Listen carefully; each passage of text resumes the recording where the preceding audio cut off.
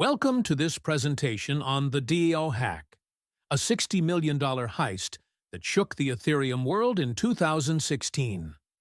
Let's start by understanding what the DAO was. The DAO, which stands for Decentralized Autonomous Organization, was essentially a venture capital fund built on the Ethereum blockchain. It raised an impressive $150 million in crowdfunding, making it one of the largest crowdfunding projects at the time. The DAO operated by allowing investors to deposit Ether and receive DAO tokens in return. These tokens gave investors voting rights on various projects to fund. Profits from successful projects would then be distributed back to the token holders. However, the DAO had an Achilles heel, a vulnerability known as reentrancy. Reentrancy occurs when a function can be interrupted and called again before it completes its execution. This becomes particularly dangerous when external calls are made before the contract's state is updated. The anatomy of the attack was as follows. First, the attacker created a malicious contract. They then joined the DAO by purchasing tokens. Next, they proposed a split from the DAO, which was a legitimate feature allowing members to withdraw their funds. Finally, they executed this split using their malicious contract, which exploited the reentrancy vulnerability to drain funds repeatedly. Let's look under the hood at the code that made this attack possible. Now, let's dive into the code that made this attack possible. We'll look at three key components: the vulnerable DAO contract, the attacker's contract, and the test suite used to demonstrate the attack.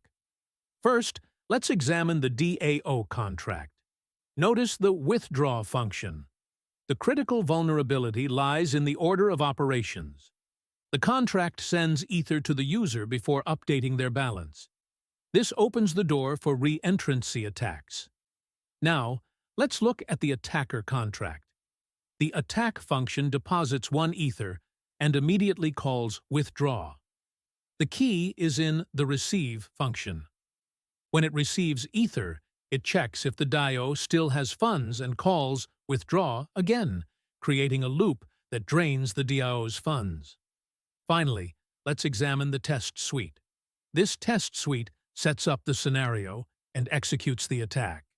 It deposits funds from 2 users, Alice and Bob, then launches the attack.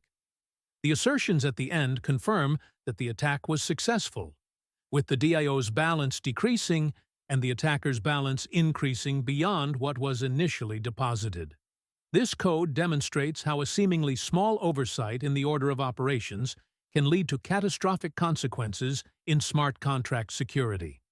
It's a stark reminder of the importance of thorough testing and auditing in blockchain development.